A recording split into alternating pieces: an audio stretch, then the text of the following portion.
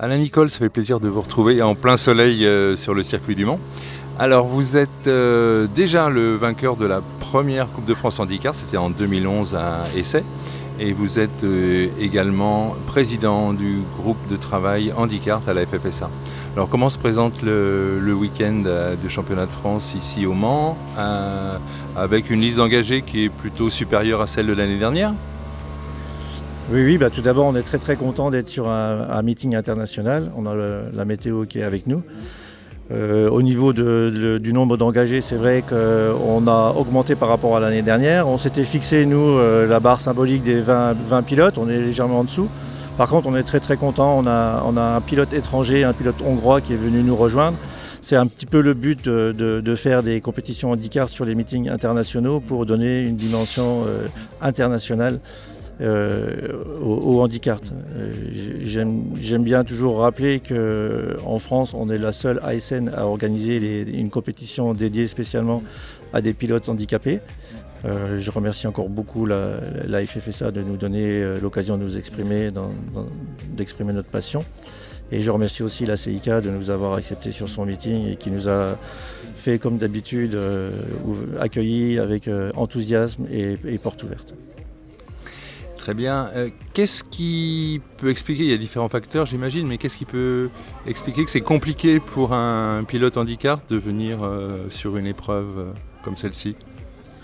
En fait, on a le principal problème, c'est la logistique et l'assistance. Nous, on peut faire moins de choses seuls, donc on a besoin de plus de monde.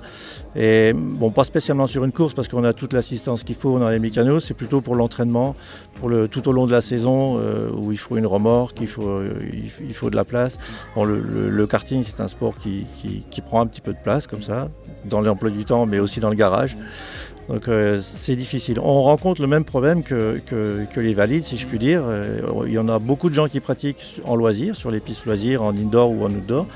Et c'est difficile de franchir le pas de la compétition. Bon, bien sûr, il ne faut pas ignorer le facteur du budget qui est là pour tout le monde. Et bon, pour pallier un petit peu à ça, on a essayé d'innover cette année avec la FFSA. On a profité que le championnat de France était au Mans pour travailler avec la FFSA Academy. Et on a depuis le début de l'année 2 cartes adaptées et on organise des sessions découvertes ou des stages de perfectionnement pour des pilotes du loisir qui veulent se tester sur la compétition, et on essaye de les intégrer sur des séances d'entraînement avec les anciens pilotes comme nous, comme ceux qui sont là aujourd'hui. C'est une excellente initiative, ça.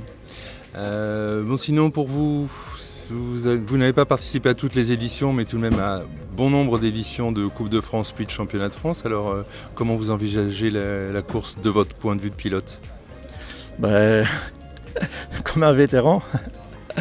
63 ans, il faut les porter. Hein, mais non, ça va. Bon, là, il y a un niveau qui monte. Il y a cette année, on a quand même 6 nouveaux pilotes. Donc voilà, on est quand même confronté à un problème de niveau hétérogène. Il faut gérer ça en course. C'est pas toujours facile, mais jusqu'à maintenant, ça s'est assez bien passé, quoi. Bon, on va essayer de pas renouveler la mauvaise expérience d'il y a 2 ans ici, où on avait eu 5 pilotes blessés. Donc on va inciter tout le monde à être un petit peu plus prudent, tout en étant fair-play, quoi.